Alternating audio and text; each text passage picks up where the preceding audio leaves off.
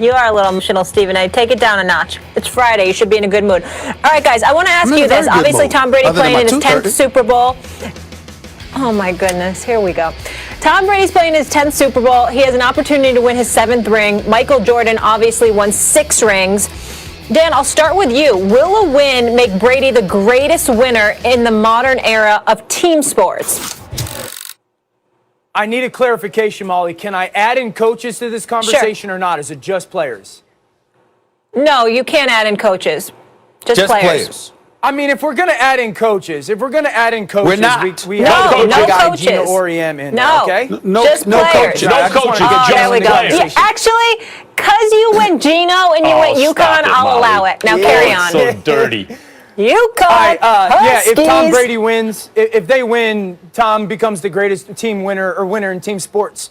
I think the biggest reason why is if you look at the salary cap reality of the NFL, right? There's 53 guys on every NFL roster, all right? There's about $190 million, give or take, for the salary cap. That's about $3 million that you can give to each player. I know it's allocated differently, but each player. Now, baseball doesn't have a salary cap.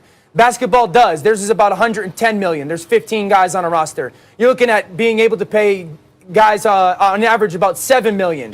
So the amount of money that you have to give to supply your football team is way less in football. That obviously makes it a greater challenge.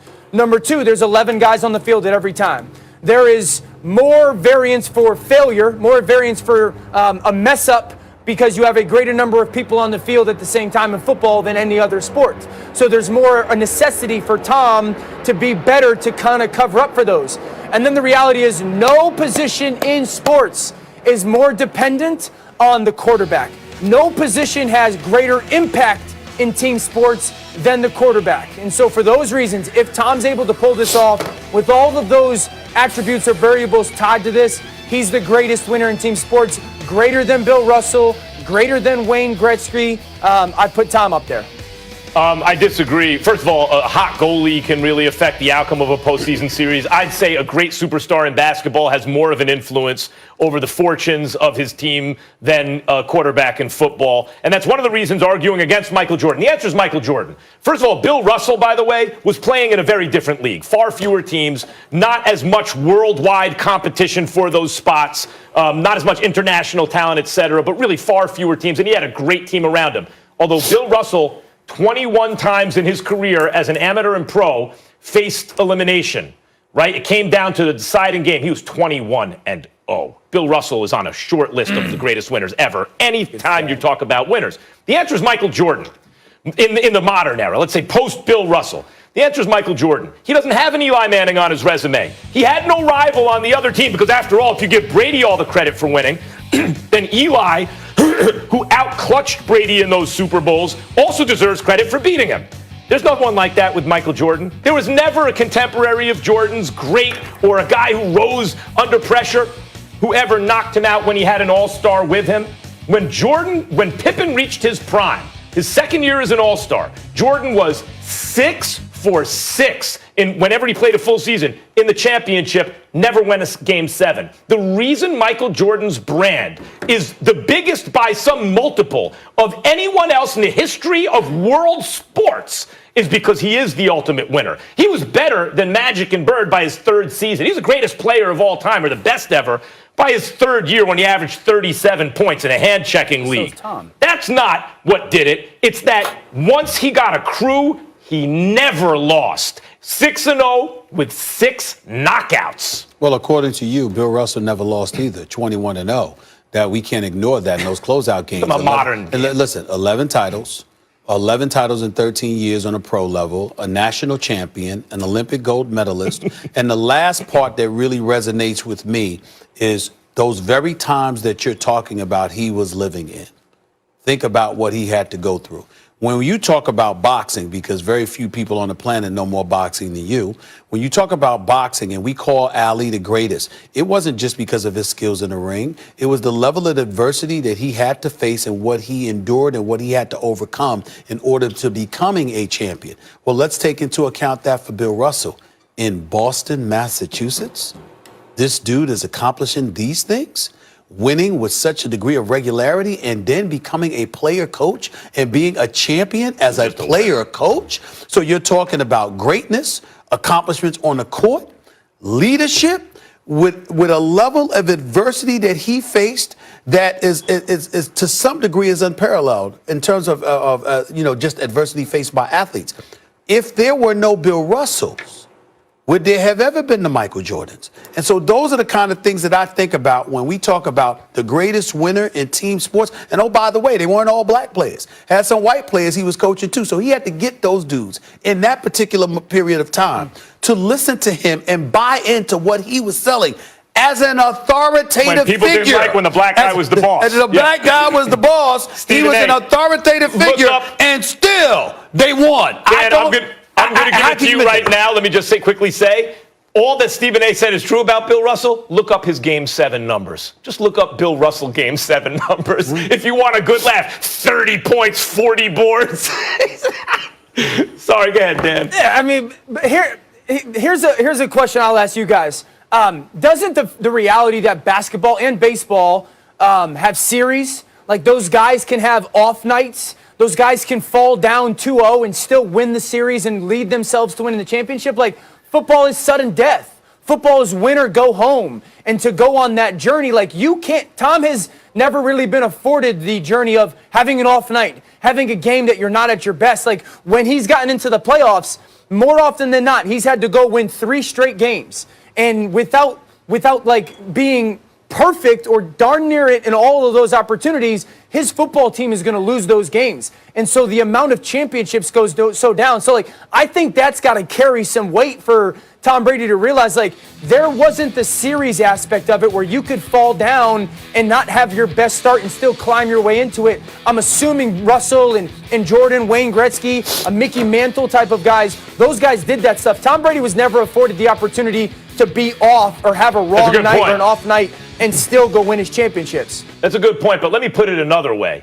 History of sports, ball in this player's hands. Take a worldwide vote. All around, who do you want the ball in the hands of? History of sports. I'll bet you Michael Jordan gets more votes than everyone else put together.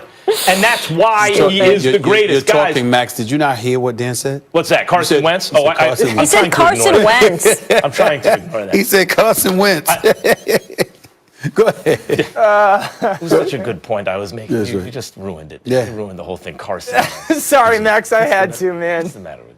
If it was Mariano Rivera or with the ball in his hand, or David Ortiz with the bat in his hand, or by the way, other basketball players, including Kobe or anyone else you want to mention who's clutch. If it's a football player, Joe Montana or Tom Brady, any soccer player you want to mention, anyone, Wayne Gretzky or anyone in hockey or even the most clutch guys, but then say Michael Jordan. The game is on the line, fate of the universe on the line. Earth can hand the ball to one guy who ever lived. Michael Jordan wins that in a landslide. Yeah, but he is the guy. He's the winner. You're picking a different topic. I think Michael. No, wait a minute. We heard you. Game on the line. We heard you. Everybody heard you. Here's the deal.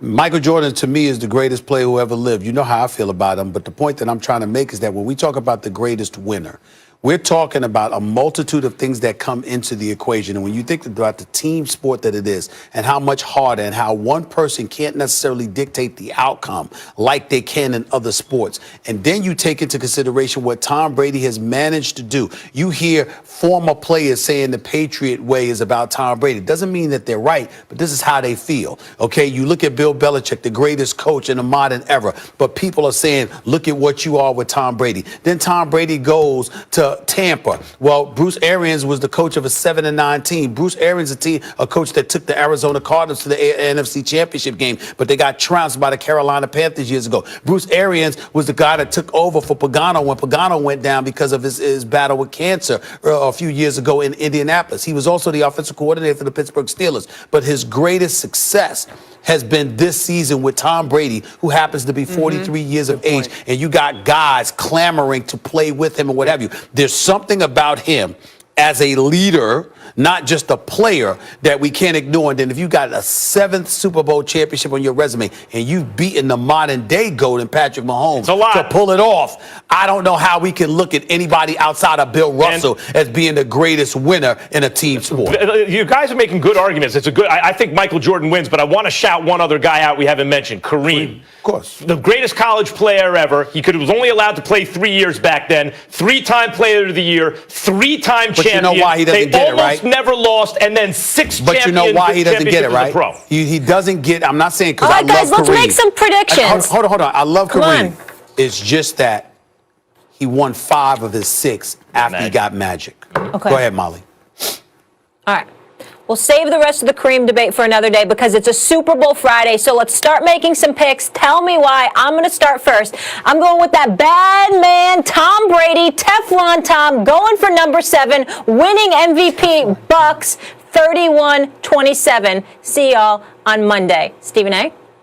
Well, first of all, if Tom Brady were to win, they could score 3 points and we'd give him the MVP just because he's Tom Brady. They ain't going to vote for anybody else in Tampa if they win the MVP, please. They'd give it to him. Right? They'd give it to him right now. But I'm going with Kansas City, 38-34. I think that Tyreek Hill is a monster. I think Travis Kelce is too. And Patrick Mahomes is the one throwing them the football. I think too much offensive firepower when it counts. I'm going with Kansas City by 4, 38-34. 31-27, Molly's right, but it's going to be the Chiefs. Patrick Mahomes is going to do exactly what Dan said he has to do. He's going to be Superman in a game where they should not be favored. They should be the underdog. Patrick Mahomes will defy logic and have the game of his life, and the Chiefs will win narrowly, probably in a comeback. I like it. Listen, I'm taking Kansas City. I took Kansas City back in February, March, April, May, June, July, August. I'm sure as heck not going to turn my back now. I think their defense is way better than people have given it credit for. I also think in football, sometimes you ride turnover waves. And at some point, that wave stops. And Tampa Bay has ridden a turnover wave.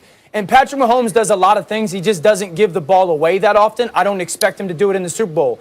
They're the best coached team in football. They've got the best player in football. And they're the roster that is most constructed to play high-level football in the NFL right now. Kansas City goes back-to-back, and we start the conversation of can they win 3 in a row?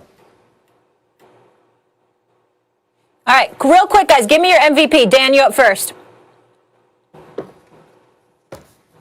15. Patrick Mahomes. I just Max? don't want to go the obvious route. It's easy to pick the quarterbacks. That's a given. But I'm going to go outside. I'm going to say Tyreek Hill. Patrick Mahomes wins his second consecutive Super Bowl MVP. I don't know if he deserved the first. All right, y'all, enjoy the Super Bowl. We'll debate about it on Monday. Dan, have fun.